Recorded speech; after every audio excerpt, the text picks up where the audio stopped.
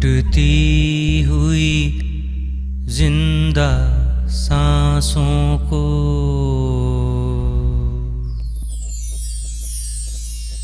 नदियों में बहती लाशों को।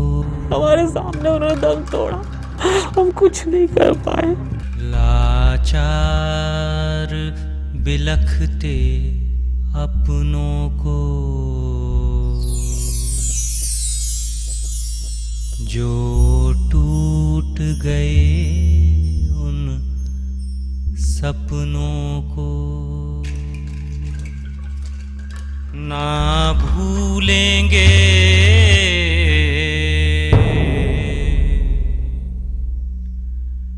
ना बिसरेंगे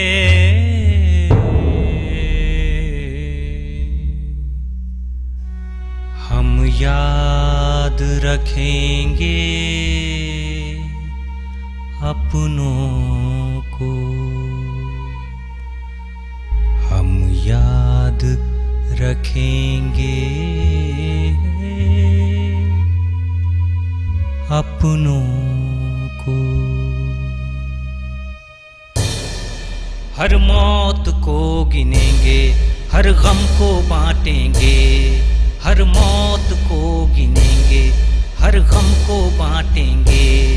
हम दिल में बसा कर रखेंगे,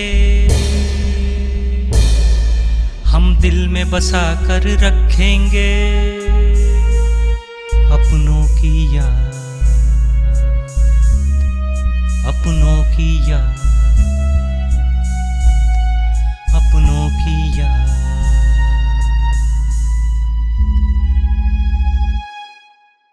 कोरोना काल में अपने प्रियजनों को खो चुके लोग देश भर में हर रविवार उन्हें याद करते हैं, इसलिए कि जो मौत के मुंह में समा गए वे बचाए जा सकते थे, और इसलिए भी कि उन्हें सम्मानजनक अंतिम विदाई भी नसीब नहीं हो सकी। किसी भी सरकार से एक न्यूनतम अपेक्षा ये होती है कि वो विपदा काल में मारे गए लोगों की सही संख्या तो ज़रूर बताएगी, लेकिन अफसोस बिहार की बदनसीब अवाम से उसके हुक्मरानों ने मौत के आंकड़े भी छुपा लिए। पटना हाईकोर्ट ने कोरोना से होने वाली मौतों के अलग अलग आंकड़े बताने पर बिहार सरकार को आड़े हाथों लिया है। दरअसल वहां पर मुख्य सचिव जो हैं, उन्होंने जो हलफनामा दिया वो पटना प्रखंड आयुक्त के हलफनामे से बिल्कुल अलग है। दोनों में मौत का अंतर जो है वो काफी ज्यादा है।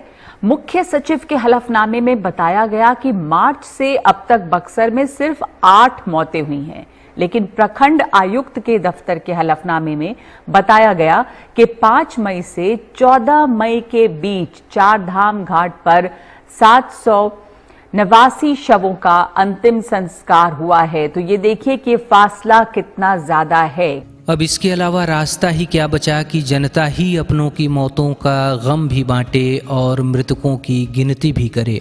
लिहाजा भाकपा माले के कार्यकर्ताओं ने अप्रैल और मई के महीनों में भोजपुर के 14 प्रखंडों के 107 पंचायतों के अंतर्गत आने वाले 247 गांवों में जाकर सही आंकड़े हासिल कर लेने का जिम्मा उठाया।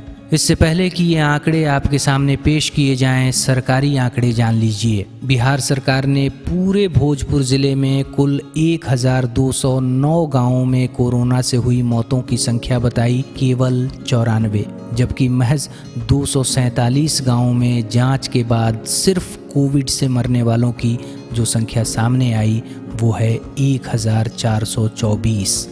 बहुत साफ है कि सरकारें शिक्षा की तरह स्वास्थ्य सेवाओं को भी पूरी तरह से एक धंधे में तब्दील कर देना चाहती हैं।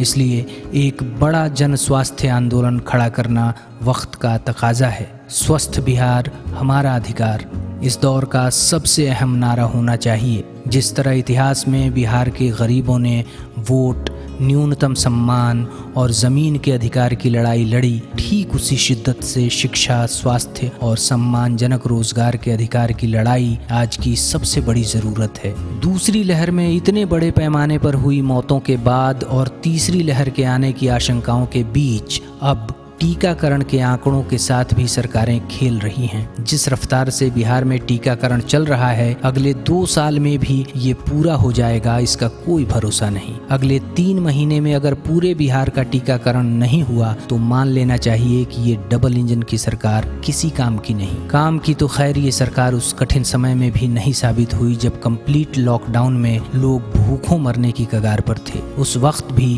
गोरख पांडे के गीत की पंक्ति हुई हैं गरीबे गरीब के सहाई की तर्ज पर Bhagat Singh brigade Covid volunteers जरूरतमंदों तक पहुंच रहे थे। ये दौर हमसे कह रहा है अपनों की याद का सिलसिला जारी रहे, एक मुकम्मल स्वास्थ्य आंदोलन खड़ा हो, जो गुजर गए उन्हें मृतकों की सूची में स्थान मिले, उनके परिजनों को मुआवजा मिले और जो जिंदा हैं वे जिंदा रहने के लिए लड़ें, समय पर टीका हासिल करने का अपना हक हासिल करें।